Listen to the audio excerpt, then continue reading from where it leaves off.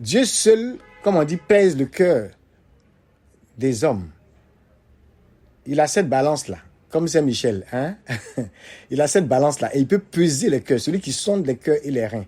Donc, soyons exigeants, mais aussi indulgents, les uns envers les autres, parce que c'est ce que Dieu fait pour nous. Donc ça, c'est une attitude aussi avec laquelle il va falloir, en tant qu'intercesseur, marcher en 2026. Dieu est tout aussi indulgent qu'il n'est exigeant. Parce que s'il ne devait être qu'exigeant, on serait dans la justice. Il allait taper pour le moindre péché, taper pour les moindres choses. Alors, on doit travailler à notre sainteté, c'est vrai, mais soyons conscients, là où nous sommes, lorsqu'on a des enfants qui déconnent, lorsqu'on a des employés qui déconnent, lorsqu'on a des personnes autour de nous qui semblent ne pas en valoir la peine, souvenons-nous que Dieu fait descendre sur nous la pluie, autant sur les bons que sur les méchants. Donc, en tant qu'intercesseur, et même si vous ne vous considérez pas comme intercesseur, transposez avec vous cette générosité de Dieu. Là où vous êtes, soyez comme, pour ne pas dire soyons comme Paul. Regardez Paul, lorsqu'il prie dans la prison, pour ne pas dire lorsqu'il loue, hein, dans cette prison-là, en Acte 16, et que les fondements de la prison sont ébranlés. Les chaînes de combien de prisonniers tombent? Est-ce que c'est Paul seul? Non. Est-ce que c'est Silas seul? Non. Non seulement les chaînes de Paul et Silas tombent, mais les chaînes de tous les prisonniers tombent. Et Jean m'a dit, c'est sûr que dans cette prison-là, il y avait des gens qui peut-être critiquaient Paul. On ne sait pas. Il y a peut-être des gens qui se disaient, mais c'est qui ces gars avec leur vilaine voix là? Si vraiment votre Dieu, il y a toujours des gens comme ça, hein? Ils vont dire, mais si votre Dieu là était aussi efficace, qu'est-ce que vous alliez faire même dans cette prison avec nous ici? Taisez-vous là-bas. Peut-être qu'il y a eu des gens comme ça. Mais quand la louange est montée, elle a accompli parfois ce que la prière même semble ne pas accomplir dans nos vies. N'oubliez jamais, vous aussi en 2026, d'avoir cette attitude de louange. Mais une louange qui, vous voyez, va au-delà, parfois même de la capacité de prier. Vous voyez cette comparaison que souvent certains ont entre louange et prière, où vous entendez des gens dire, quand tu as prié que ça n'a pas marché, c'est la louange. Mais en réalité, notre louange est aussi une prière. Mais c'est un acte de foi. C'est une preuve de notre foi. Louer quand rien ne va. Louer quand on n'a pas envie de le faire parce que tout rend triste. Ou tout nous amène à croire que c'est foutu. Parce que pour chanter, je dis toujours, on ne va jamais voir un cœur en train de chanter un Alléluia, le visage serré. Ça ne rime pas. On ne peut pas chanter dans une messe, on ne peut pas chanter dans un groupe de prière, on ne peut pas chanter dans un concert, le visage serré. La louange même t'emmène à la joie. Et tu es obligé d'avoir cette joie-là, alors que peut-être rien ne va. Et ça, c'est un acte de foi. C'est une preuve de la foi. C'est pourquoi cette louange-là peut déplacer des montagnes. Vous savez, que ce soit en matière de louange, que ce soit en matière de don, il y a des sacrifices dans nos vies qui comptent. Quelqu'un qui, par exemple, quand il est en galère, fait pour un orphelin, pour une veuve, pour un malade, pour un prisonnier, ce qu'il n'a jamais eu l'habitude de faire quand il avait tout son argent, c'est un type de sacrifice qui ouvre les cieux comme jamais auparavant. Les Anglais ont une façon, et c'est pareil pour la louange. Quand tu loues dans des conditions où tu as tout perdu, c'est un secret. Les anglophones ont tellement compris ça. Mais quand nous on parle, bon, on a toujours le sentiment qu'on veut imiter des gens. Ce n'est pas une affaire d'imitation. Ce sont des principes. Parce que de toute façon, Dieu honore toujours la foi de ses enfants. Est-ce que dans la Bible, en Hébreux 11, vous avez vu que Dieu a été déshonoré par la foi? Non.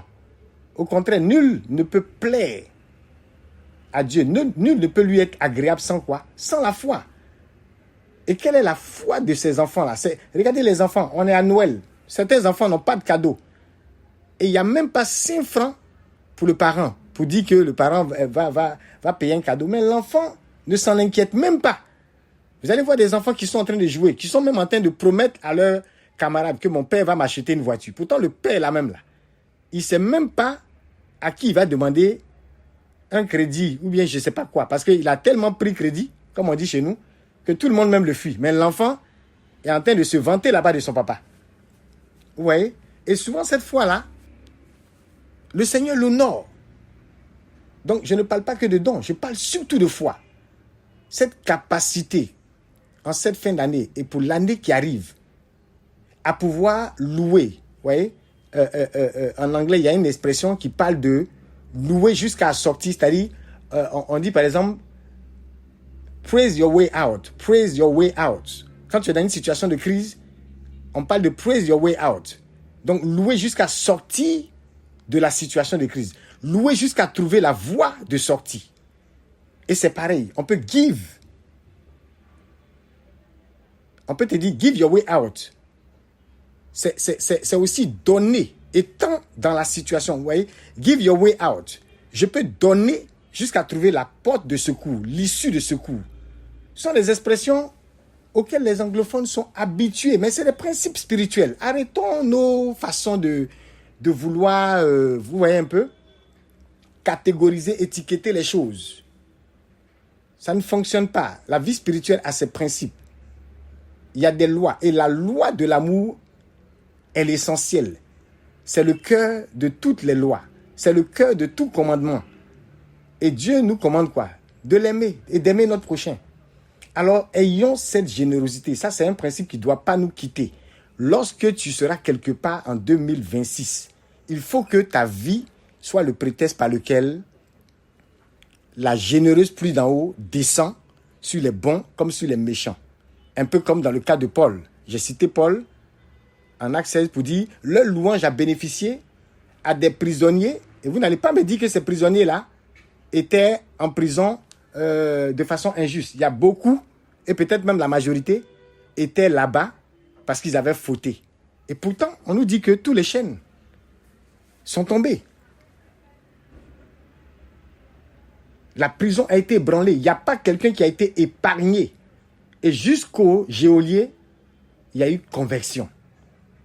Vous comprenez? C'est ça la générosité de Dieu. Ça ne trie pas.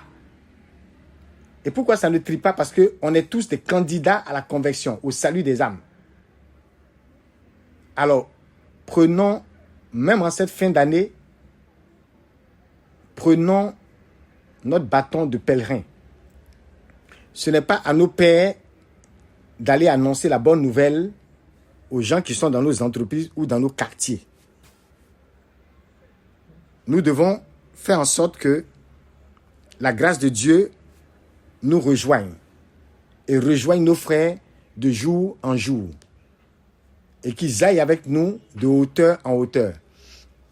Alors ça, c'est l'un des points sur lesquels je voulais vraiment attirer l'attention, la générosité de l'intercesseur. Paul a été, ce jour-là en prison, comme un intercesseur.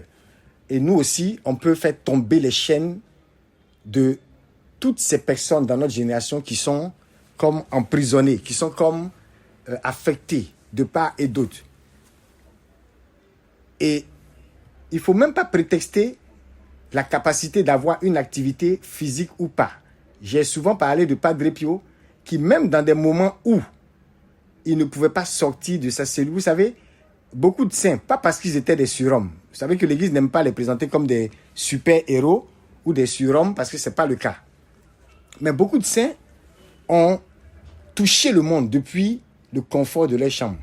Pour ne pas dire depuis l'inconfort de leur chambre. Parce que vous savez que souvent ils étaient dans des petites cellules. Saint François, par solidarité, je parlais de la générosité des intercesseurs. Saint François, par solidarité à ses frères, il a été souvent invité par des évêques, parfois par un pape. Quand il arrive et qu'on lui donne une belle chambre et tout, il est à Rome là-bas, ben, il va préférer aller trouver une petite brousse quelque part et se replier sur lui-même en train d'intercéder, se courber, prier. Et il est dans une cellule, vous voyez, où peut-être dans une petite brousse là-bas, où des épines peuvent le piquer, des insectes. Oui, il est inconfortable. Pourquoi il fait ça? On ne demande pas à chacun d'aller faire ça aujourd'hui. Je dis souvent, certaines des choses que nos saints ont fait, c'est trop tard pour nous, mais au moins on va manger le fruit qu'ils ont fait pousser. On va être bénéficiaires. Et Dieu aussi, il le permet. Ça fait partie de sa générosité. Mais pourquoi est-ce que Saint François fait ça? Le secret dedans, c'est quoi? C'est qu'il est solidaire de ses frères. Il s'est dit, mais mes frères sont envoyés 2 par 2 dans les nations en train de gagner les âmes. Et puis moi, je vais être couché ici parce que l'évêque m'a invité et je vais être là en train de manger les shawarma, en train de me la couler douce et tout ça. Donc, par solidarité, il va laisser le confort de sa cellule. Vous voyez la générosité de l'enfant de Dieu, de l'intercesseur. Et il se mettra quelque part où il sera inconfortable. Mais cet inconfort-là l'emmène à prier. Vous nous connaissez. Vous connaissez l'être humain. Quand on est dans la clim comme ça, là, un je vous salue Marie, en même temps, on est KO. Et puis on dit, Seigneur, tu nous vois, tu nous aimes. Oui, Dieu nous voit et Dieu nous aime. Mais souvent aussi, il faut des situations où la clim ne te tape pas trop. Comme ça t'emmène à te lever et à bombarder. Et vous voyez, souvent ça fait rire. Mais il y a des personnes qui, quand ils font un cauchemar, ou bien quand ils font un rêve un peu bizarre, c'est là que tu les vois se lever et puis intercéder de toutes leurs forces. Vous comprenez? Et n'attendons pas toujours qu'on soit secoué. Mais souvent aussi, il est bien qu'on ne soit pas dans trop de confort. Et en même temps, il y a des gens qui sont suffisamment généreux pour se mettre dans une situation où ils peuvent être solidaires de ceux-là qui sont en train de souffrir quelque part pour la cause de l'évangile. Donc, on est appelé véritablement à cette attitude. Et 2026, je vais vous dire une chose. C'est une année où on est appelé à avoir une véritable audace. Moi, j'ai entendu trop de chrétiens pleurnicher. Et j'entends trop de chrétiens être des pleurnichards. Je ne parle pas, vous voyez, souvent, on veut se cacher derrière la miséricorde, on veut se cacher derrière la compassion et la bonté de Dieu. Ce n'est pas de ça qu'il s'agit. Dieu est toujours bon. Et on vient de le dire, même sur les bons comme sur les méchants. Il reste fidèle à son alliance. Dieu n'est pas là pour détruire les hommes. Mais je parle de ceux-là qui sont censés porter l'espérance et qui passent leur temps à pleurnicher. Et regardez toujours nos sujets de prière. Il y a tellement de questions, sans qu'on s'en rende compte, hein, parfois, on pleurniche pour quelque chose, et quand on fouille bien, c'est une question d'argent. C'est-à-dire, vous verrez rarement quelqu'un dire, j'ai un souci, j'ai un problème, et vous le voyez triste. Et quand on demande mon frère, qu'est-ce qui ne va pas? Et puis il dit, oh, je n'ai pas gagné mon âme de ce jour. Bon, vous qui m'écoutez là, je ne sais pas si vous avez déjà vu des gens comme ça, hein? Mais en tout cas, il y en a. Dans les différentes générations, il y en a eu. Mais vous voyez que de nos jours là, je sais qu'il y en a, hein, mais est-ce qu'on est vraiment en train de s'inquiéter? Qui vous voyez triste parce qu'il n'a pas gagné une âme? Qui vous voyez triste parce qu'il a annoncé la bonne nouvelle à son frère? Il a eu peut-être un message de la part du Seigneur pour relever son frère.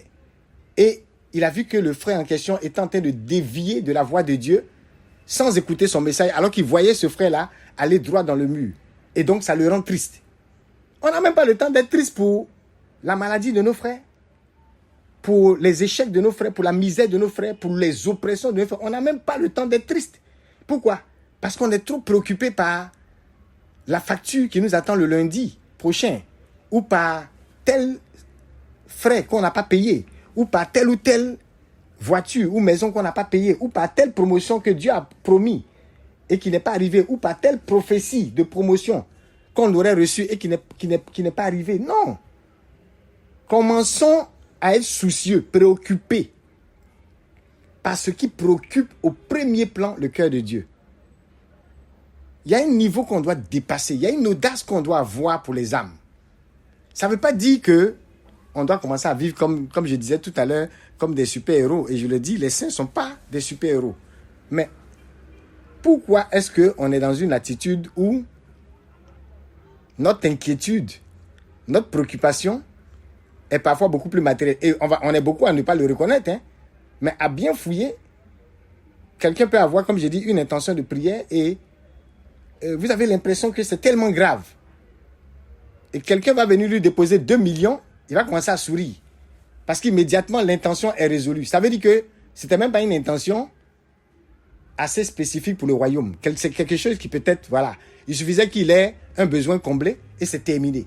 Ce n'est pas pour négliger nos intentions, mais c'est pour qu'on apprenne en 2026 à avoir un ordre de priorité et à pouvoir prioriser dans nos cœurs ce qui fait la priorité du cœur de Dieu. Ce qui fait le salut des âmes, ce qui tient à cœur au Seigneur. Qu'est-ce que Dieu met en numéro 1 en son cœur? Et pour ça, je voudrais aussi vous rappeler ce qui s'est passé avec Joseph, puisqu'on est à Noël. Il est bon qu'on puisse, quelque part, nous souvenir de la figure de Joseph. Vous savez que Joseph n'est pas un personnage très, hein? Il n'est pas très visible dans la parole de Dieu.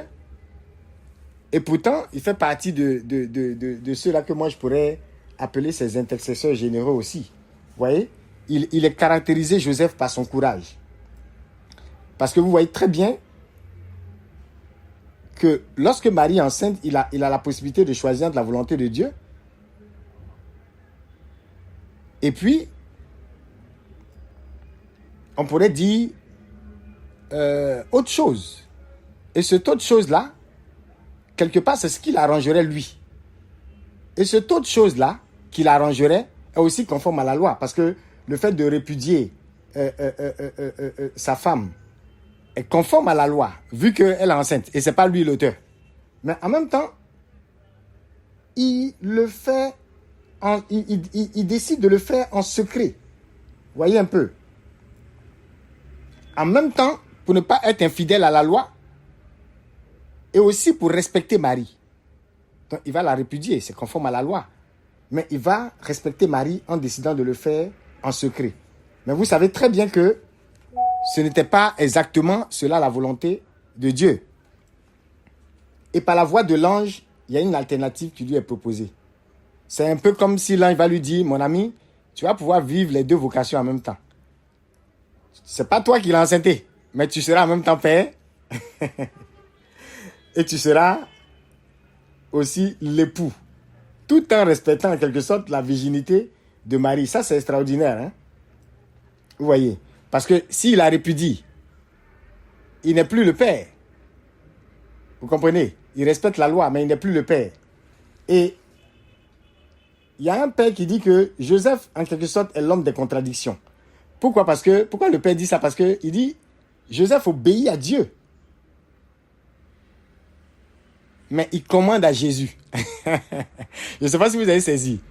Il commande à Jésus enfant. Parce que, voilà, il est resté le père de Jésus. Et Jésus a grandi sous lui. Et vous voyez, c'est intéressant de l'entendre. C'est-à-dire parce que, j'ai envie de dire, quelque part parce que Joseph a été capable d'obéir à Dieu. Il a eu cette grâce-là que presque personne n'a eu, à part lui et la Vierge. Il a eu cette grâce de pouvoir commander à Jésus. Même si c'est Jésus enfant, ça reste Jésus. Amen fort. Et ça, c'est une grâce. Vous voyez? Il a obéi à Dieu en dérangeant son propre plan. Parce que vous n'imaginez pas les rumeurs qui pouvaient l'attendre. Est-ce qu'en 2026, tu seras prêt toi aussi à laisser la volonté de Dieu déranger tes propres plans? Pour laisser cette volonté-là supplanter. Souvent, les miracles se cachent dans cette volonté qu'on veut rejeter. Donc, est-ce que vous suivez? Parce qu'il a été capable d'obéir à Dieu. Il a été fait père du Christ. Et Saint Antoine de Padoue a un très beau texte où justement, il fait un peu le parallèle. Il montre un peu comment est-ce que le Christ s'est fait obéissant, même à ses parents terrestres. Mais là encore, il fallait accepter d'être parent. Est-ce que si tu avais rejeté la Vierge, si tu n'avais pas écouté l'ange, est-ce que tu serais ce parent à qui le Fils de Dieu allait obéir? Imaginez le Fils de Dieu qui obéit à un homme. J'ai envie de dire à quelqu'un, cette prophétie t'attend, cette grâce t'attend. Il y a des obéissances à Dieu qui ont valeur d'une prière inestimable. Il y a des obéissances à Dieu qui vont emmener des autorités à t'obéir toi.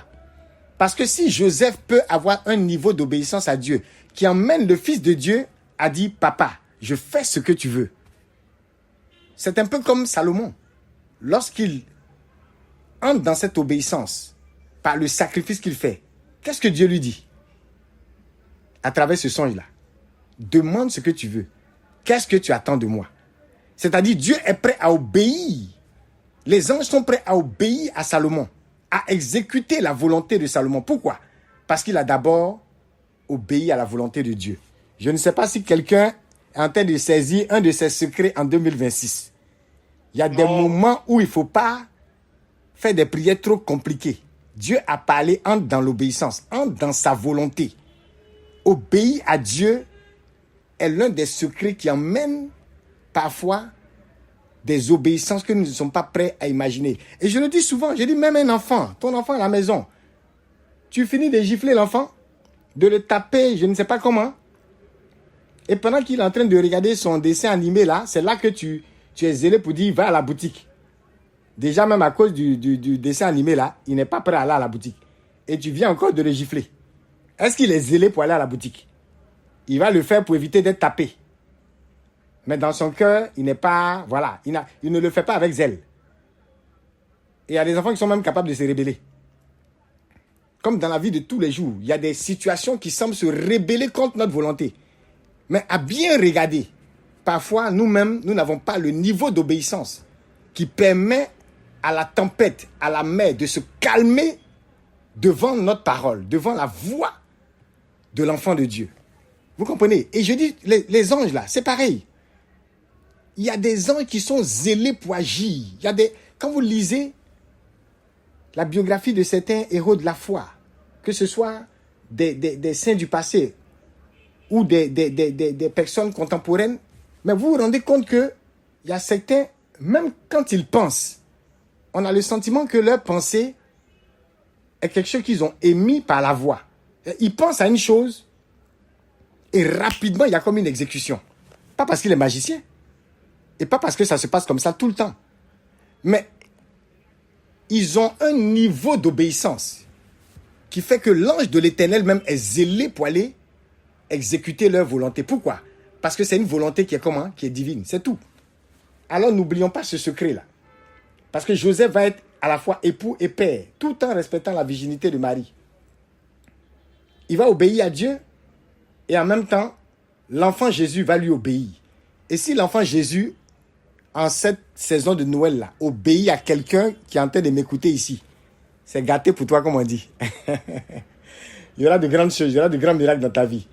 Donc, vous voyez, Joseph est vierge, il est père, il est époux, il est contemplatif et il est actif. Un père disait que Joseph est le plus grand contemplatif et c'est en même temps le plus grand travailleur. Et c'est comme une figure qui nous évite de toujours... Vous voyez, on fait souvent cette opposition entre vie contemplative et vie active. Mais on peut dire de Joseph que c'est quelqu'un qui allie très bien les deux choses. Vous voyez, à la fin du travail, on parle de Joseph. C'est un grand travailleur, sa vie active était au top et la vie contemplative aussi, on peut le dire comme ça. Ouais, c'est pas les apiens-piens qui sautent à gauche, à droite et tout. On ne le voit pas comme ça même. Il y a beaucoup d'épisodes même dans la parole où on ne le voit pas. Mais il est là. Et il a joué le rôle qu'il devait jouer. Et vous comprenez, ces deux dimensions-là, donc cette vie contemplative et active-là, en 2026 aussi, doivent trouver leur place dans nos vies. Et c'est pareil pour la Vierge elle-même. On a une fois étudié un peu ces textes de l'incarnation-là, et je réalisais à quel point on était tellement habitué à ce test, mais on l'a vu sous un autre angle, et tu te rends compte que si on était à la place de la vieille, ce serait terrible. On ne se rend pas compte du poids qu'elle a porté, de la rumeur. Même vous-même aujourd'hui, essayez de vous mettre à sa place. Qui va venir croire en cette affaire de une femme qui est enceinte sous l'action de l'esprit? Il n'y avait pas de jurisprudence. Qui a été enceinte par l'action de l'esprit avant elle? Donc, c'est quel genre de foi il nous faut pour croire en ça? Imaginez les rumeurs. Imaginez le courage qu'elle a dû avoir. Elle s'est laissée déranger. C'est carrément un autre projet de vie. Et un père dit que même les femmes adultères peuvent aussi trouver en mari une sœur, des femmes pécheresses. Parce que justement, Marie a quelque part vécu le rejet qui est réservé à ces femmes devenues enceintes avant d'être mariées. Vous comprenez? Nous, on est là, on lapide les gens, on les accuse à tout bout de champ. Mais aujourd'hui, si vous voyez, cette force de la miséricorde de Dieu là, elle se ressent même dans les figures, dans les personnages bibliques. Parce que quelque part, quand vous voyez la Vierge, dans son âme, elle a vécu ce qu'on pouvait vivre comme blessure en tant que femme adultère, en tant que femme pécheresse. Pas parce qu'elle a péché, mais parce qu'on lui a donné. Et parce que vous n'allez pas me dire que tout le monde croyait. Vous n'allez pas me dire que la rumeur n'a pas couru. Même la résurrection du Christ. Il y a des gens qui ont fait courir la rumeur. Vous connaissez très bien l'épisode. Hein, où ils ont payé les gardes pour dire faites courir la rumeur que ses disciples sont venus voler son corps, blablabla. Bla, bla, bla. Vous savez ça? On a été en Israël 2 fois. Jusqu'à présent, il y a des Juifs qui ne croient pas en Jésus. En tout cas, ils savent qu'il y a eu un Jésus, mais le Messie, tout ça, ça ne les regarde pas. Donc, imaginez ce que la Vierge a pu vivre de son temps. Imaginez. Les amis, en regardant tout ça, même dans nos situations de faiblesse, on doit comprendre qu'on a le support de Joseph, le support de la Vierge, le support de toute l'Église, quelque part. Parce que c'est pas... Vous voyez, c'est quand les gens, comme en Côte d'Ivoire ici, quand quelqu'un vit quelque chose de beau, on a tendance à dire quoi? Même prière, c'est pas ça? Mais regardez simplement l'année 2025. Les amis, rendons grâce à Dieu pour tout. Rendons grâce à Dieu pour tout. Même pour ce qu'on estime être des difficultés. Apprenons, comme j'ai dit, à ne plus être ces pleurnichards. C'est vrai, c'est pas facile. Certains, quand le père va peut-être les confesser sur la paroisse, ou bien quand un père va les encourager, ou bien quand un serviteur de Dieu quelque part, par exemple, non, mon père, tu ne comprends pas de quoi il s'agit. Non, homme de Dieu, tu ne peux pas comprendre. Tu ne comprends pas ce que ça fait. Les amis, ou on est croyant, ou on n'est pas croyant. Apprenons à arrêter de pleurnicher. Vous avez vu cette année le nombre de décès, y compris sur la place publique, les artistes, les personnalités connues et tout ça. Et souvent, tu vois sur les réseaux sociaux 2 personnes tellement amoureuses, qui s'aiment bien, qui se taquinent bien et autres. Et tu vois des commentaires, les gens vont mettre même prière. Et pourtant, peut-être ce couple est en train de traverser une situation de maladie grave.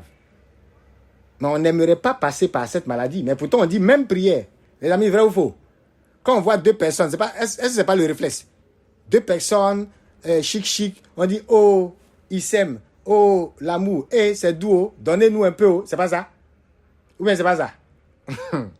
Et pourtant, peut-être qu'ils sont en train de traverser. Vous l'avez vu cette année. Il y a eu des exemples cette année. Et nous prions pour le repos de l'âme de toutes ces personnes qui sont parties. Mais vous voyez à quel point il est important de rendre grâce. Parce que vous avez vu des gens continuer d'être heureux en apparence, continuer de donner de la voix, continuer de louer, continuer de dire merci à Dieu, continuer de se présenter à la face du public, alors qu'au fond d'eux, ils souffraient. Certains de ceux qui sont partis cette année-là, ils allaient fouiller, certains savaient qu'ils allaient partir, mais ils ont continué de donner de la joie. Ils ont continué de faire leur effort pour rester proches de leur famille. C'est pourquoi, même concernant le mariage, je vous disais toujours, et je le répète souvent, un des mots clés dans Amoris Laetitia, je l'ai dit la dernière fois, c'est le mot chemin, qui est banalisé, auquel on ne fait pas attention. Mais vous voyez, quand les gens sont dans les fiançailles, ils disent quoi? On dit quoi? Ils sont en cheminement, c'est pas ça? Mais en réalité, le cheminement, c'est tout le mariage aussi. Donc, on se comprend quand on dit qui est ton cheminant et tout. Mais dans les fêtes, c'est tout le mariage qui est un chemin. Donc, les affaires de même prière, tu ne sais pas souvent ce qu'il y a derrière. Donc, il faut, comme on dit, apprendre à vivre ton chemin de sainteté personnel. Ton chemin de sainteté personnel. Ton mari a gros nez et tu envies le mari de l'autre qui n'a pas gros nez. Il faut te contenter du gros nez là.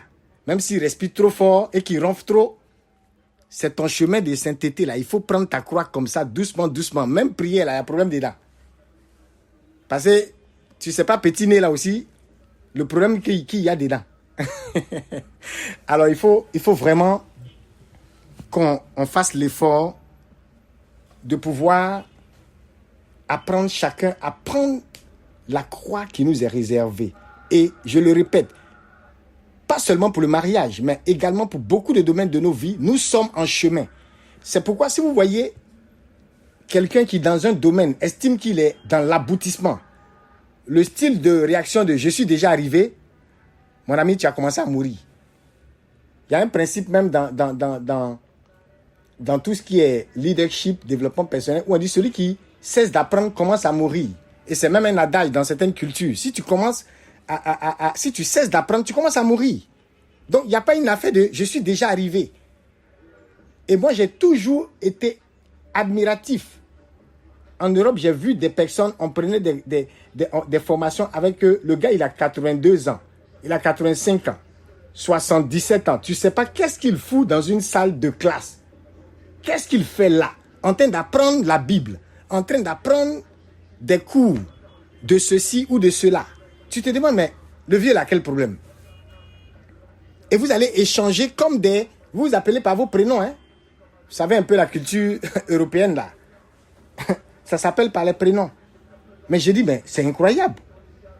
Et vous allez voir, pendant ce temps, vous voyez, ce n'est pas une malédiction africaine, ce n'est pas une malédiction d'un territoire, mais je vous en prie, ne venons pas pleurnicher en 2026 alors qu'on refuse d'apprendre, on refuse de se former, on refuse de continuer de lire.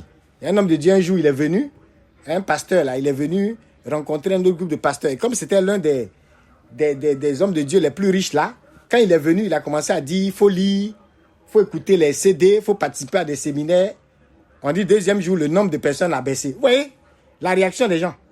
C'est-à-dire qu'on aimerait que, quand on dit, oh, c'est l'homme de Dieu le plus riche, on aimerait qu'il vienne nous donner des formules magiques.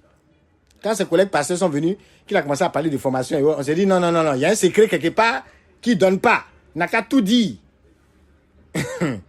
Mais la réalité, elle est là. Tu cesses d'apprendre, tu commences à mourir. Et il y a beaucoup de domaines dans nos vies où on est en train de dégringoler parce qu'on n'est pas en train d'ôter notre ignorance. Et ça ne ment pas. Ça ne connaît pas. Comme on dit, nul n'est censé ignorer la loi. Si tu es ignorant dans certains domaines, ça va te parler. Donc, je vous en prie, ayons ce courage, cette force et cette capacité aussi d'apprendre et de laisser notre intelligence être renouvelée, notre mentalité être renouvelée. Donc, je répète, évitons pour l'année qui arrive la mentalité de l'aboutissement. Ce n'est pas une simple année de plus. Il y a des challenges qui vont se présenter à toi. Si tu marches comme étant quelqu'un qui est en chemin, tu pourras éviter des situations et calmer certaines tempêtes. Mais si tu te mets dans la peau de « je suis déjà arrivé », alors celui qui n'est plus en chemin et qui est arrivé, il va commencer à redescendre. Vous comprenez? C'est très important, n'oublions pas cela. Et c'est en même temps une façon de nous dire, que ce soit pour nos vies de couple, que ce soit pour les différents autres domaines de nos vies, soyons beaucoup humbles. Quand vous voyez des gens en train de se séparer, priez pour eux. Et ne les jugez pas. Quand vous voyez des personnes en train de quitter une entreprise, alors que vous, c'est maintenant, vous avez une promotion, dites-vous que ça aurait pu être vous. Rendez grâce pour la position que Dieu vous donne. Mais ayons beaucoup d'humilité. Et l'humilité, c'est justement l'attitude de ceux qui savent qu'ils sont encore en chemin. C'est à la fin que le Christ nous dira qu'on est arrivé. Pour l'instant, on est en chemin et il ne faut pas l'oublier. Alors, j'avais la dernière fois, en parlant d'audace, justement, j'avais rappelé le témoignage de Don Bosco. Malheureusement, on n'avait pas pu... Je crois que je partageais ce témoignage à nos frères du côté de la France, mais on n'avait pas pu avoir un bon enregistrement. Mais je reviens sur ce témoignage parce que c'est un exemple de l'audace que le Seigneur nous demande pour l'année qui arrive. Parce que je le dis, si tout le monde veut pleurnicher et si tout le monde veut rester dans la position de victime, on ne s'en sortira pas. Alors, c'est le témoin de Don Bosco. Il était, vous le savez, tout le monde le connaît. Même nos frères musulmans connaissent Don Bosco parce que on sait très bien son impact dans l'éducation et tout. Et il y a beaucoup de collèges Don Bosco par-ci, par-là, dans différents pays et tout. Alors, c'est un grand éducateur. Ceux qui ont été à Turin, ils savent un peu de quoi il s'agit.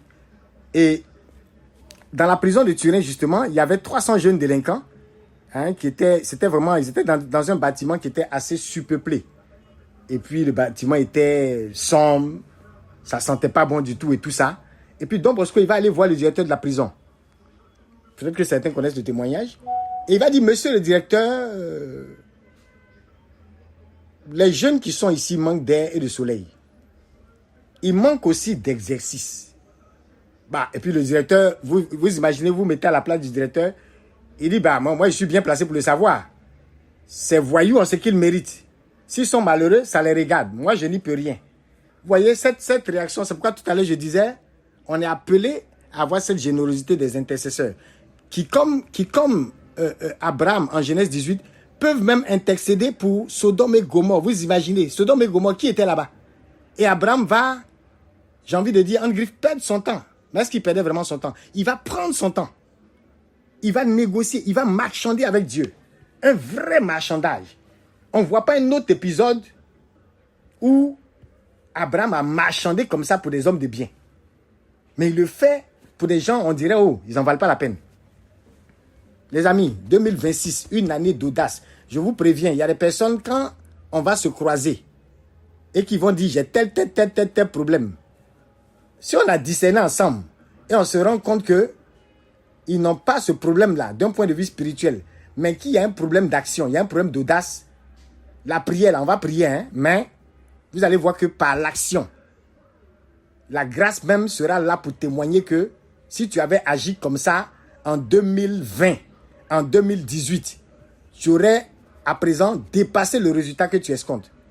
Il y a des moments où on a l'impression que Dieu accélère le résultat de certaines personnes. Mais ce n'est pas parce que Dieu a accéléré. C'est parce qu'ils se sont rendus compte qu'il était temps pour eux de se lever et d'agir, d'avoir l'audace. Don Bosco est parti, il a parlé au directeur.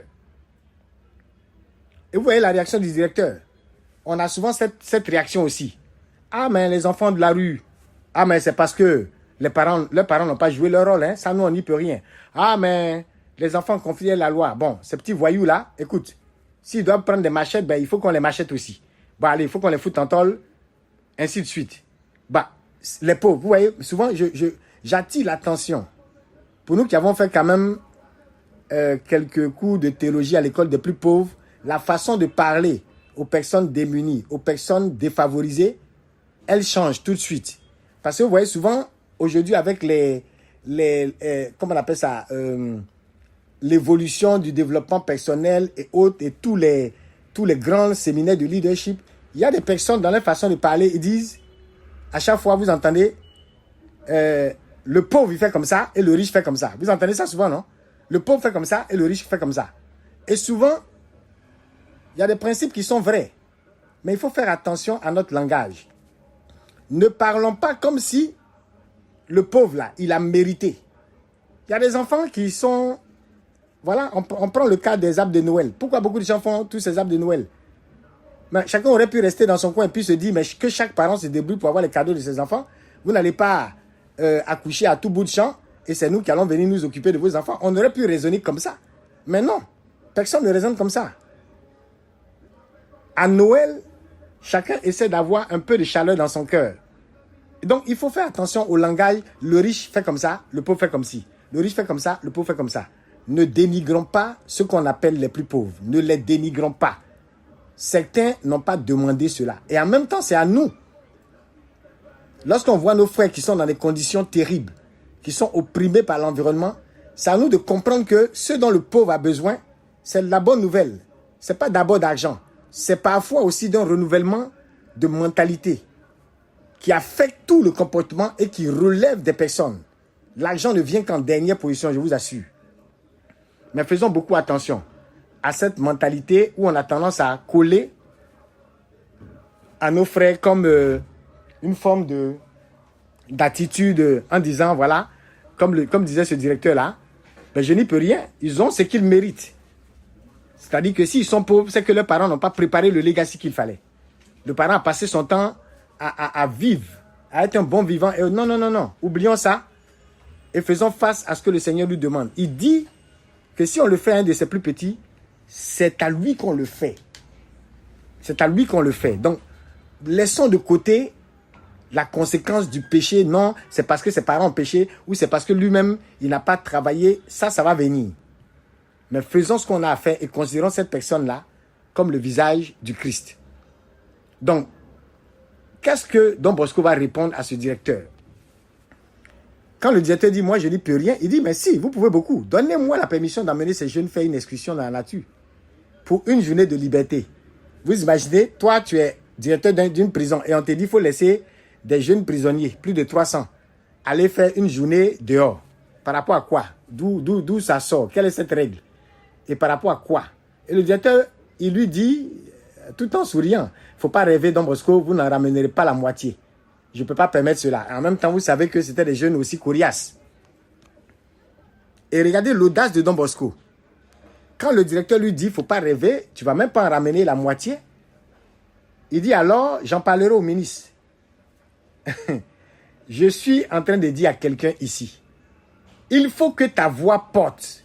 Si le monde à qui tu parles ne peut pas avoir la générosité de Dieu, la libéralité de Dieu, si le monde à qui tu parles ne peut pas déployer cette grâce de Dieu-là, il faut que ta voix porte suffisamment loin, qu'elle arrive jusqu'au ministre, jusqu'au président, qu'en 2026, vous qui m'écoutez ce soir, votre voix soit amplifiée par la puissance du Saint-Esprit et qu'elle aille jusque là où vous n'imaginez pas.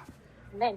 Pour transmettre le message de la grâce, pour transmettre la bonne nouvelle que le Seigneur veut transmettre. Et vous voyez, il n'y a pas que Don Bosco. C'est ce qui est paradoxal avec certains saints. C'est-à-dire, on a l'impression qu'ils sont très faibles. On a l'impression qu'ils n'ont pas de connexion. Aujourd'hui, le type d'enseignement qui est donné dans le monde, je ne parle pas des enseignements dans l'église, mais je dis dans le monde, le type de parole qui est donné, tout le monde parle de réseau, réseautage. Vrai ou faux? Connecter, connexion, c'est pas ça? On dit si tu n'as pas de connexion, tu ne peux pas t'en sortir. Quelle est la connexion de Don Bosco avec le ministre? Et vous vous souvenez, j'avais aussi donné le témoignage de la petite Thérèse, de Sainte Thérèse de Lisieux. Comment, après sa mort, elle est apparue à un ministre pour défendre une jeune fille qui venait d'être envoyée. Elle allait faire la talakou, comme on dit.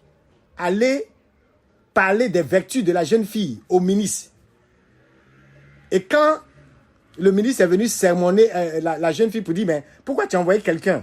Pourquoi tu as envoyé cette belle dame-là venir défendre ton cas? Tu sais que je n'aime pas les gens qui viennent faire des recommandations et autres. Vous voyez que la jeune fille ne savait pas de quoi il s'agissait. Alors qu'elle était allée prier, le même jour qu'elle a reçu sa lettre de licenciement, c'était en Égypte, histoire réelle. Elle est allée prier dans un sanctuaire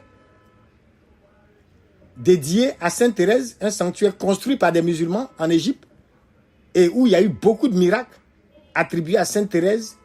Et je parle de miracles expérimentés par des musulmans, s'il vous plaît. Vous comprenez? Et cette jeune fille-là, elle ne comprenait pas.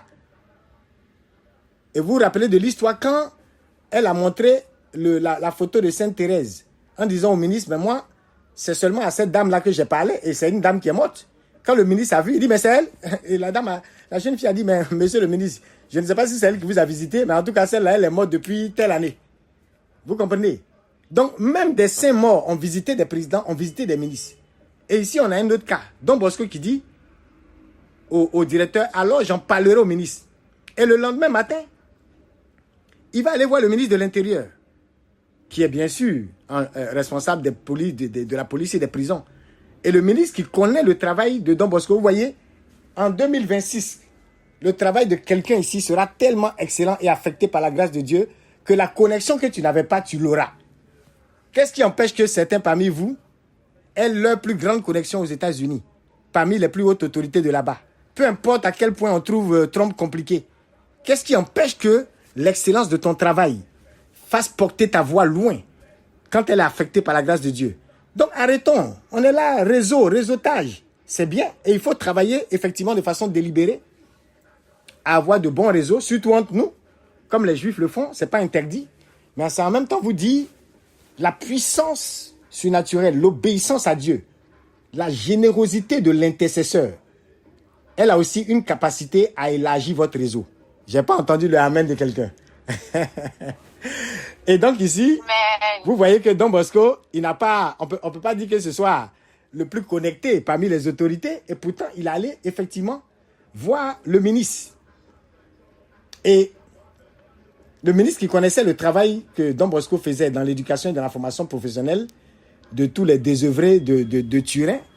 Et moi j'y ai été et je peux témoigner aussi, effectivement, même aujourd'hui, quand tu regardes, tu vois que les Don Bosco, là, c'est des personnes qui n'étaient pas... C'est pas des saints, comme on dit, qui avaient la tête et les pieds en l'air. Hein. Peut-être leur tête est au ciel, mais leurs pieds sont vraiment ici. Donc, 2026, là, on va bosser. On va dépasser ce qu'on a eu à faire jusqu'à présent. Mon refuge, Feed.me et ainsi de suite. Toutes les entités connectées. Ce que vous avez eu à faire pour les plus défavorisés, vous allez dépasser cela en 2026. Pourquoi? Parce qu'il y a encore beaucoup dont la voix ne porte pas et qui comptent sur vous. Et il faut arrêter de vous minimiser, de vous sous-estimer et de sous-estimer la grâce en vous. Si ce que tu veux faire là, ça doit passer par le président va te donner l'autorisation.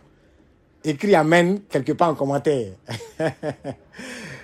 et vous voyez, la demande du prêtre a surpris même le ministre. Et il a répondu, vous êtes un original Don Bosco. Mais je sais que vous savez vous y prendre avec les jeunes.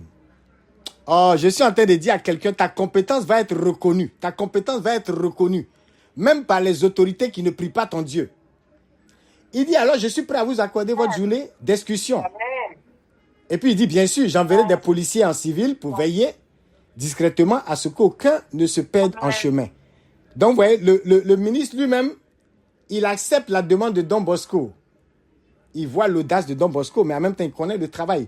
Quand tu es audacieux et puis tu viens dire à une autorité de ton pays, autorité, donne-moi la permission de faire ça. Quel est le travail qui est en backup et qui soutient ton audace?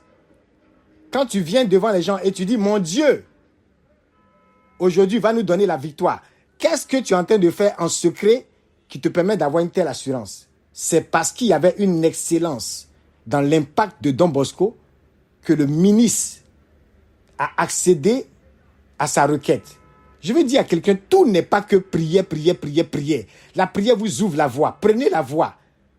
Empruntez cette voie que vous ouvre la prière et agissez, agissez, agissez. Alors, quand le ministre lui dit, mais on va envoyer des policiers en civil pour veiller discrètement à ce qu'aucun ne se perde, Don Bosco lui répond, voyez l'audace des saints. Il dit, vous m'avez mal compris. Je veux une journée de liberté complète, sans policiers et sans surveillants. Il faut mettre Amen quelque part. et le ministre, on dit qu'il en avait le souffle coupé. Il a dit, et vous prenez la responsabilité de les ramener le soir à la prison? Don Bosco, il va répondre. Il dit, je prends la responsabilité de les ramener tous. On est combien? Vous voyez, c'est pas parce que on n'a pas besoin d'attendre d'avoir un certain type de charisme.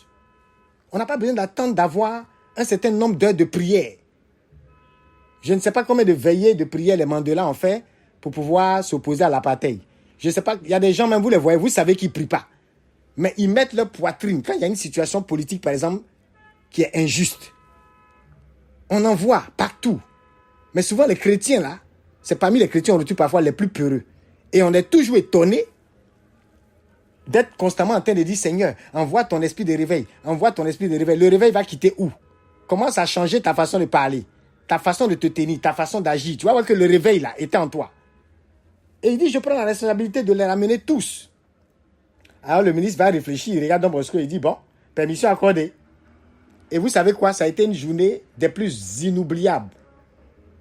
Hein? C'était le printemps. Avant de partir, Don Bosco, justement, il va dire aux 300 jeunes rassemblés, il dit, je vous connais. Et je sais que je peux vous faire confiance. J'ai pris la responsabilité de vous emmener pour une journée en liberté. Et de vous ramener tous ce soir. Et puis, Don Bosco le précise, il dit, il n'y aura ni surveillant, ni policier. Je peux compter sur vous. Et puis, il y a un jeune là, parmi les 300, il va s'avancer, et puis il va parler au nom de tous. Il dit, Padre, vous nous faites confiance. Alors moi et mes potes, on vous garantit que celui qui cherchera à s'échapper, il aura affaire à nous. Et vous savez quoi? Le soir, quand le directeur de la prison a fait les comptes à la porte d'entrée, il n'y a pas un seul qui manquait. Amen, amen, amen et amen. Et le amen que tu es en train de taper en commentaire doit te faire comprendre que tu ne vas pas échouer. Vous voyez? S'il échouait, imaginez la réaction du ministre. Imaginez la réaction du directeur de prison. Et le secret, c'était quoi? Quand on vous demande, si vous demandez le secret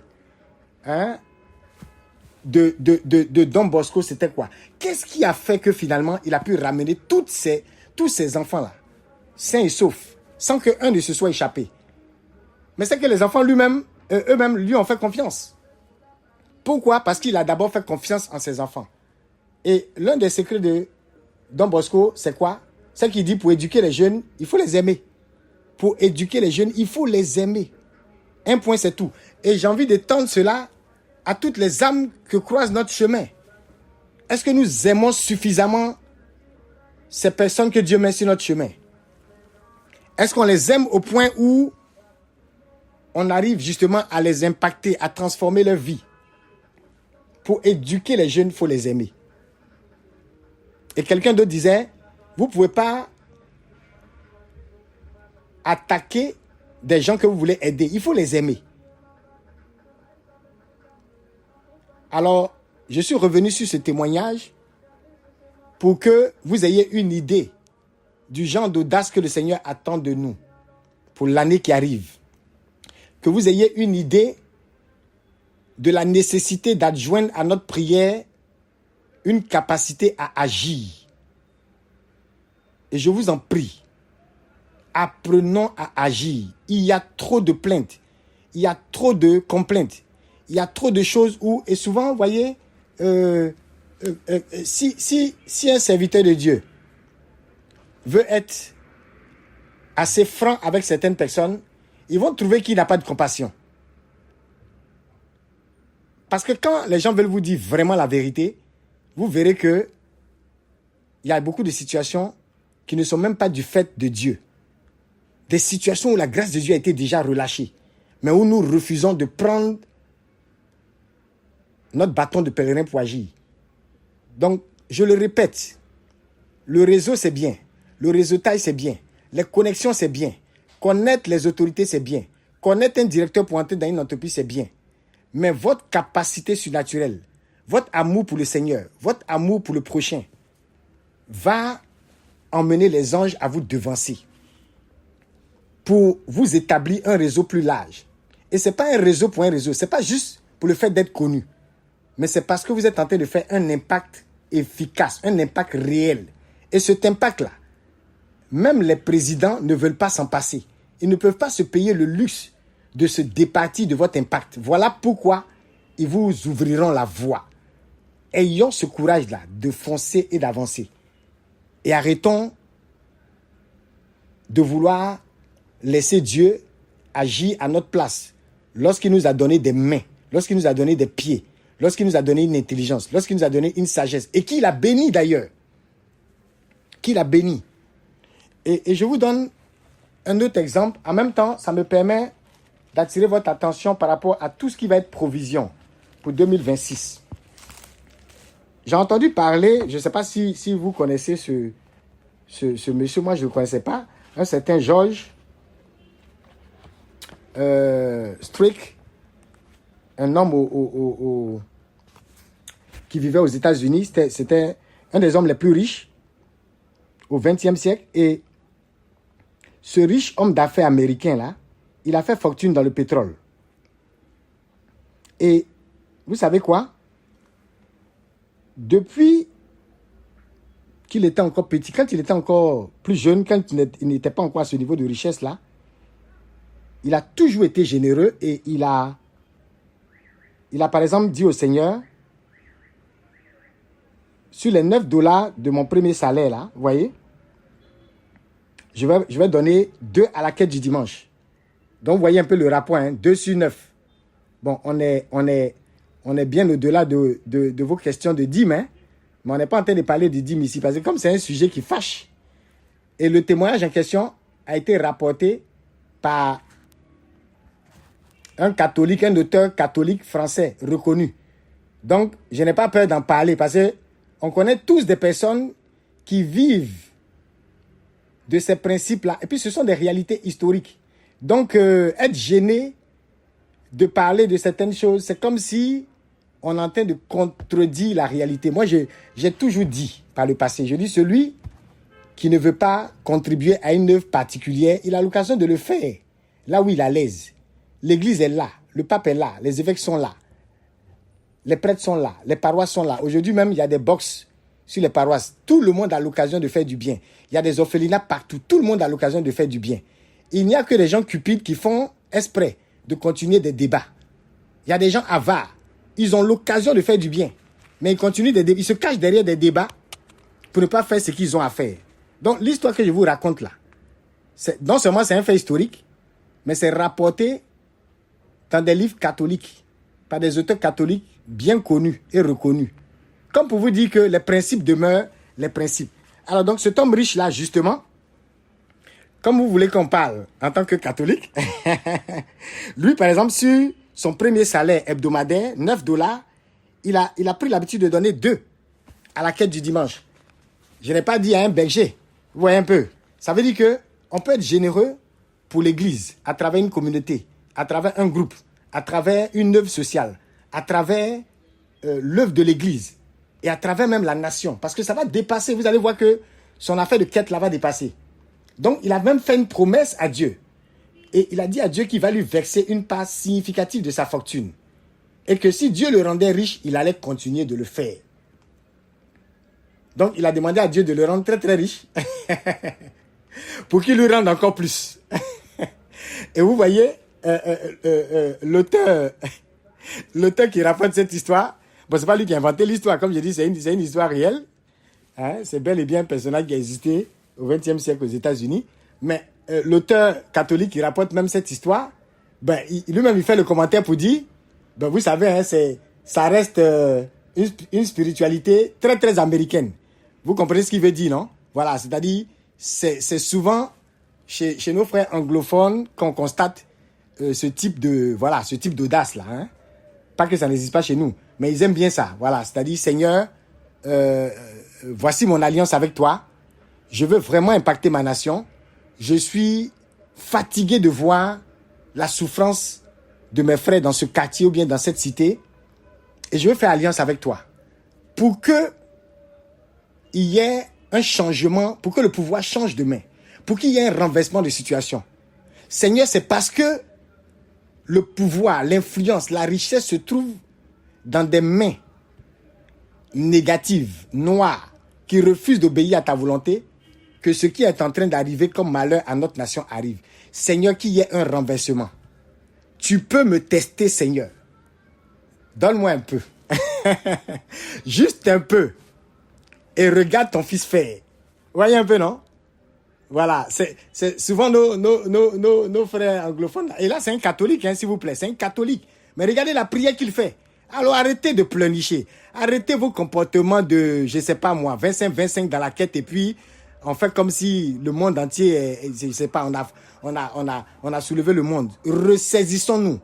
Relevons-nous. Changeons notre mentalité. Ayons un autre esprit de sacrifice. C'est pas une affaire de catholique ou d'évangélique. Le monsieur en question est catholique. Sur $9, il met 2.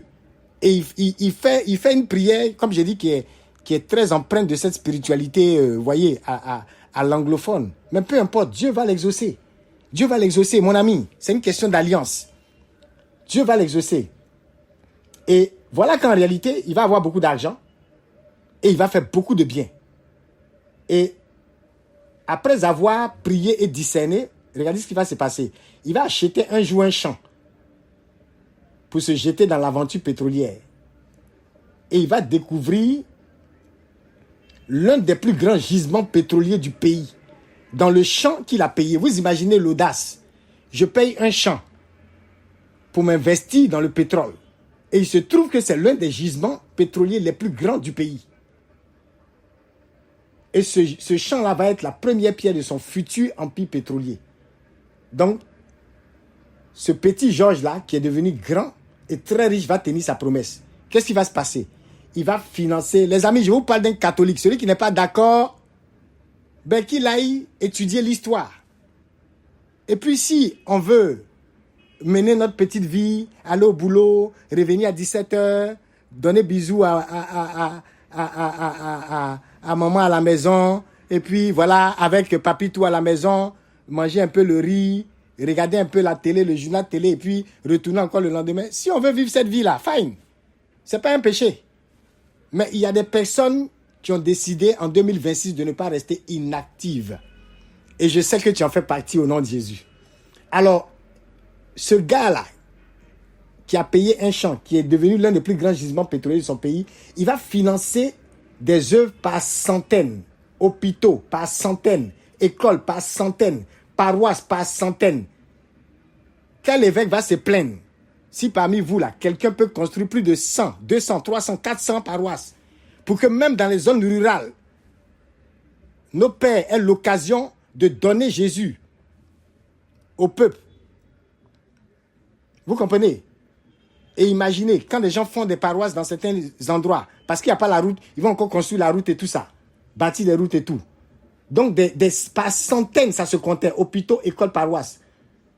Ces dons permettaient de bâtir, de reconstruire, d'aider, de restaurer. Et on dit que ce Georges-là, il donnait toujours deux conditions. Que la visée du projet. Et quand il finance un projet, il dit qu'il faut que la visée du projet soit catholique. Oh, c'est merveilleux ça. Mais en même temps, pas catholique. C'est vrai qu'il était catholique, mais ça, c'est pas catholique, entendez aussi pour le bien de tous. Puisque catholique, c'est aussi universel. Donc, il raisonnait en catholique, mais il raisonnait dans le catholique, vraiment catholique, c'est-à-dire universel. Vous comprenez? Donc, le projet, quand il doit financer, il faut que la visée du projet soit pour le bien de tous. Ça, c'est un. Et la deuxième condition que Georges donnait, il fallait que sa participation ne soit pas connue. Oh, est-ce que quelqu'un peut mettre un amen fort dans le commentaire? Et donc, je comprends pourquoi il y a certaines personnes, on n'a jamais entendu parler d'eux. Vous comprenez? Il y a des gens, on n'a jamais entendu parler d'eux parce que justement, sa deuxième condition, c'était que sa participation ne soit pas connue. Qui sait? Peut-être même que tu as bénéficié de certaines de ses œuvres sans t'en rendre compte. C'est de ça qu'il s'agit. On n'est pas dans les débats. On dit levez-vous et agissez. Celui qui n'est pas d'accord pour agir, il peut mener sa petite vie toute tranquille. Mais de grâce, apprécions, bénissons Dieu, prions, rendons grâce et aimons agir pour que quelques-uns parmi nous au moins puissent avoir cette mentalité renouvelée. On ne peut pas peut-être tous agir comme ça. On ne sera certainement pas tous milliardaires. Mais vous voyez, il a commencé petit et il est entré en alliance avec le Seigneur. Je ne sais pas pourquoi on a peur de ce mot. Je suis désolé. Même dans les facultés de théologie, le mot alliance là, on l'étudie. Ça n'a pas été inventé. Je ne sais pas pourquoi certains ont peur de ça. Mais jusqu'à présent, il y a des hommes qui entrent en alliance avec le Seigneur. Bien sûr, tout cela culmine dans l'alliance suprême. Dans le Christ qui est la révélation ultime. Par sa mort et sa résurrection. Mais il ne faut pas manquer de prendre sa propre croix à la suite du Christ. Pas se cacher derrière le fait que oui, Jésus a déjà tout fait et puis tu t'assois, tu ne fais rien. Est-ce que c'est le sens de Jésus a déjà tout fait? Est-ce que le tout accompli de Jésus avait dit qu'on doit s'asseoir comme des paresseux? Et regardez, en pleine guerre mondiale, le fameux Georges va recevoir la visite du pape, d'un envoyé, du pape Pie XII. C'est-à-dire que le pape Pie XII, mais mon ami, si tu ne fais rien avec ton argent, si tu es assis sur ton argent et tu refuses même les ressources, les provisions que Dieu veut te donner, qui va envoyer qui vers toi? Pour faire quoi? Il y a des personnes qui sont d'une telle influence que des présidents, des autorités, même le pape, peut envoyer quelqu'un vers eux parce que leur voix compte. Et même si on n'envoie personne vers toi, il faut que dans le spirituel, ta voix compte quelque part pour qu'au moins un ange soit envoyé vers toi. Et dans le secret de ce que tu fais, puisse répliquer cet impact-là sur tes frères et sœurs. Donc, il a reçu la visite d'un envoyé spécial du pape Pie XII. Et qu'est-ce que cet envoyé-là est venu faire comme demande de la part du pape? C'était que Georges finance 2 projets. C'était 2 projets des plus fous et des plus discrets en même temps au niveau du Vatican. Et il a accepté. Donc, la fortune de ce fameux Georges-là a permis de lancer une vaste campagne de fouilles sous la basilique Saint-Pierre que vous connaissez là. Et c'est ce qui va permettre à terme de révéler les nécropoles, la nécropole, et puis d'exhumer de façon très probable la tombe de l'apôtre Pierre. Vous comprenez? Souvent aujourd'hui, on parle des reliques des saints. Il y a des découvertes qui se font aujourd'hui, ainsi de suite. Mais il faut de l'argent pour tout ça. Il faut des provisions pour tout ça. Même l'Église a besoin parfois, a eu besoin parfois de fonctionner et de faire certaines choses grâce à la fortune de personnes qui ont compris que toute leur vie, leurs biens, leurs ressources, leurs idées, leurs talents, leurs compétences, c'était pour l'impact de leur nation, pour la gloire de Dieu dans leur nation et pour le bien aussi de l'Église. Parce que le bien de l'Église, ça sera aussi le bien des nations. Donc, vous voyez, il y a eu des fouilles au niveau de la basilique Saint-Pierre et ça a permis d'exhumer des tombes et autres, des reliques de certains saints et tout ça. Et beaucoup de choses au niveau de l'Église à travers sa fortune. Ça a aidé aussi à cela. Et la deuxième chose, c'est que sa fortune, certains ne le savent pas, a permis le sauvetage de milliers de Juifs par un bureau du Vatican. Vous imaginez? Parce que tuer, c'est tuer. Si les nazis sont en train de faire la guerre, de tuer, de raser et autres, la vie humaine, vous savez qu'elle est sacrée. Et donc, il y a un bureau du Vatican qui a permis le sauvetage de milliers de Juifs. Et vous savez quoi? La fortune de ce gars-là a aidé aussi à cela. Comment est-ce que 1000 francs peut aider à sauver certaines vies? Dans certains cas, ça sera possible, mais dans beaucoup de cas, ça ne sera pas possible. Ce n'est pas pour négliger la contribution de 10 euros de quelqu'un ou de 100 euros de quelqu'un, mais c'est pour vous dire qu'il y a des moments où Dieu même sauve des vies en utilisant des ressources qui lui appartiennent. Parce qu'après tout, ce n'est pas une question de biens matériels, c'est une question de ressources divines. C'est-à-dire, considérons nos idées, nos talents, nos ressources comme étant des moyens, des instruments qui sont à la disposition de Dieu et qu'il peut utiliser pour sauver aussi nos frères, pour aider nos frères, pour relever nos frères. Donc, vous imaginez que ce n'est pas que des Juifs qui ont été sauvés. J'ai bien parlé de toutes les œuvres caritatives et de bien d'autres œuvres où son nom n'a jamais été signifié, mais qui sont venues de par sa fortune. Donc, imaginez l'étendue. Ça, c'est un seul homme. Imaginez l'étendue de l'œuvre qui a été accomplie dans l'Église comme dans les nations, par la fortune d'un seul homme, que beaucoup d'entre nous ne connaissons même pas. Ça peut arriver à quelqu'un en 2026. Ça peut arriver à quelqu'un en 2026. Et je prie que de tels témoignages soient votre partage. Pas dans son côté spectaculaire, pas dans le côté extraordinaire, pas dans l'amplitude, pas dans les montants. Mais chacun à son niveau. Le plus important ici, c'est pas l'ampleur des montants et autres. C'est pas l'ampleur des œuvres. Mais chacun à son niveau peut faire quelque chose. Et vous voyez, je n'aime pas entendre cette mentalité qui parfois donne le sentiment que, à chaque fois, on entend parler de choses qui sont inaccessibles ou insaisissables ou bien trop difficiles d'accès. Non, c'est pas vrai. J'ai plusieurs fois parlé d'une jeune fille qui, pendant qu'elle était étudiante, a ouvert un orphelinat. La jeune fille a reçu un prix à l'international. Et même avant ça, à cause de l'audace qu'elle a eue, ses propres parents ont dû l'aider. Ça veut dire que l'argent que ses parents n'avaient pas prévu, là, ils ont dû sortir ça pour l'aider parce qu'ils ont vu l'audace de leur fille. Ses camarades l'ont aidé. Des ONG ont vu son audace, ils l'ont aidé. Ainsi de suite. Mais c'est parti de quoi? C'est parti d'une bonté, d'une compassion, d'une générosité, d'un esprit de sacrifice. Je suis étudiant, je n'ai même pas fini mes études. Mais je peux déjà commencer à m'occuper d'un orphelin, de 2 orphelins. C'est de ça qu'il s'agit. Il ne s'agit pas de commencer comme ce fameux Georges-là a dit, « Oh Seigneur, donne-moi l'argent pour faire 100 paroisses. » Ce n'est pas comme ça qu'il a prié. J'ai dit quoi? Son salaire hebdomadaire était de combien? 9 $. Il a donné combien? 2. C'est comme ça qu'il a commencé. Qui d'entre nous n'a jamais reçu 5 000? Qui d'entre nous n'a jamais reçu 10 000? On a toujours reçu plus que ce gars-là. Mais on a été capable de faire quoi avec ça? Ça veut dire que commence à faire le bien avec tes 10 000 francs. Et regarde ce qui va se passer. Commence à faire le bien avec tes 100 000. Commence à faire le bien avec tes idées.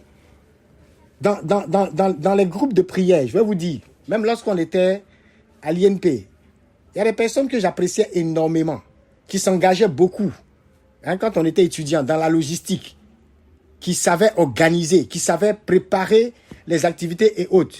Je vous assure, jusqu'à présent, certains sont des hauts cadres et tout ça, ils gagnent bien leur vie, mais jusqu'à présent, je vous assure, d'autres ont voyagé et tout, mais je ne me souviens pas d'un seul montant que telle ou telle personne a donné. Ça ne nous regarde pas. On ne se préoccupait jamais des montants.